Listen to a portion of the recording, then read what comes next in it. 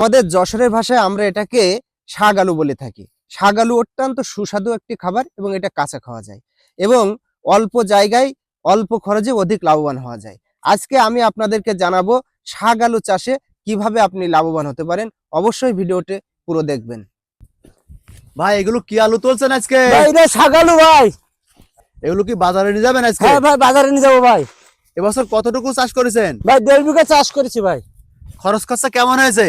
ভাই 1.5 বিঘা হইতে 35,000 টাকা খরচ হয়েছে ভাই। আর বেচা কেনা ইতিমধ্যে কেমন করেছেন? ইতিমধ্যে 50,000 টাকা বেচা কেনা হয়ে গেছে ভাই। আর ইনশাল্লাহ আল্লাহ দিলে লাখ-খানিক টাকা হবে। প্রতি বছর চাষ করেন এই আলু? হ্যাঁ ভাই, আমি আজ 12 বছর চাষ করছি। তা আপনি অন্যান্য চাষাবাদ বাদ দিয়ে এই সাদা আলু বা শাক আলু চাষ কি জন্য করছেন? ভাই এক লাভজনক একটা ফসল ভাই। হ্যাঁ, এতে আল্লাহ দেখেন সোনা দেশে, এতে সোনা। হ্যাঁ, আল্লাহ এবছর দেশে ভাই। দেখেন টানে টানে আলু ভাই, দেখেন বাজারে চাহিদা আছে তো ভালো? হ্যাঁ ভাই, ব্যাপক চাহিদা। ভাই এই আলু চাষ করতে হলে হ্যাঁ। প্রথম থেকে কিভাবে জমি প্রস্তুত করতে হয়? ভাই প্রথম থেকে চাষ করতে হবে ভাই, এতে চষতে হবে মেলা করে। তারপরে সার দিতে হবে ভাই, দেওয়ার পরে বীজ রোপণ করতে হবে। বীজ রোপণ করার পর কি কাজ করতে হয়? ভাই ওই আগাছা সাফ করতে হয়। আগাছা সাফ করার পরে ভাই গাছ লতায় যাবে, তারপর ফুল আসবে। ফুল আসার পরে এটা ফুল আবার কেটে দিতে হবে, না আবার আলু হবে, মোটা হবে না। ফুল কাটতে হয় কোন সময়? ভাই যখন ফুল এসে যাবে পুরো দমে, তখনই কাটতে হবে।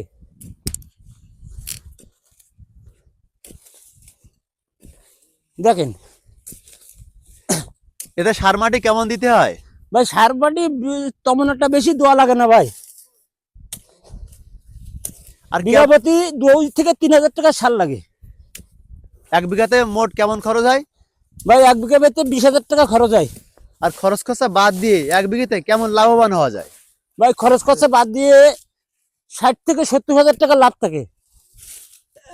আচ্ছা, কেমন মাটিতে এই চাষটি করা ভালো? ভাই বেশি ভালো হয় বেলে দোআঁশ মাটিতে, তাছাড়া অন্য মাটিতে হয় না? না এই মোটা জুতির মাটিতে আলু ভালো জুত হয় না, ঠেলতে পারে না। আপনারা কি এই বীজগুলো বাজার থেকে সংগ্রহ করেন নাকি এখান থেকে বীজ তৈরি করেন? না, আমরা এই বাজার থেকে সংগ্রহ করি ভাই, এটা ইন্ডিয়ান থেকে আসে।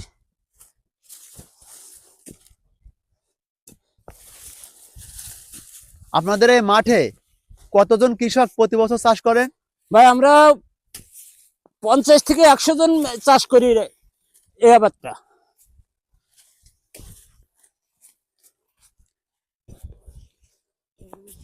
এই আলু কি মিষ্টি লাগে নাকি অন্য হ্যাঁ কোনো ভাই, স্বাদ আছে? মিষ্টি, চিনির মতন মিষ্টি ভাই।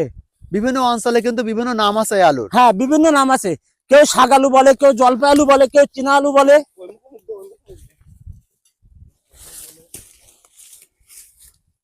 আজকে কি বাজারে নিয়ে যাবেন? হ্যাঁ, আজকে বাজারে নিয়ে যাবো।